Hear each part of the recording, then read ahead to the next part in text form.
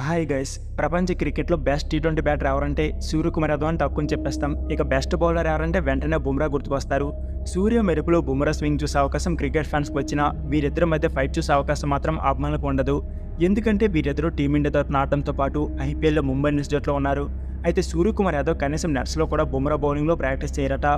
Royal Challengers బెంగళూరుతో గురువారం ముంబై ఘన విజయం సాధించిన సంగతి మనందరికీ తెలిసిందే. ఈ మ్యాచ్లో సూర్యకుమార్ యాదవ్ తన విశ్వరూపాన్ని చూపించారు.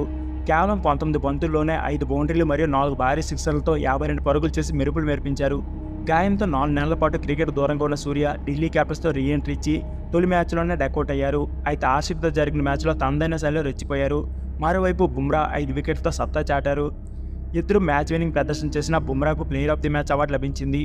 పోస్ట్ మ్యాచ్ ప్రెజెన్స్లో భాగంగా సూర్య మాట్లాడుతూ బుమ్రా బౌలింగ్పై ప్రశంసలు కురిపించారు. నెట్స్లో నేను బుమ్రాని బౌలింగ్ను ఆడక 3 ఏళ్లైంది.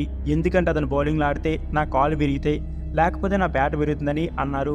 నెట్స్లో కూడా బుమ్రా బౌలింగ్లో ప్రాక్టీస్ చేయకపోవడం ఆశ్చర్యం కలిగిస్తుంది. వచ్చే ఏడాది మెగా ఆక్షన్లో ఇద్దరు వేలంలోకి వస్తే ఈ సమ్మర్ మ్యాచ్ చూడవచ్చు. సో ఫ్రెండ్స్, ఇది వీడియో. ఈ వీడియో నచ్చితే please like, share and subscribe my channel. Thank you for watching.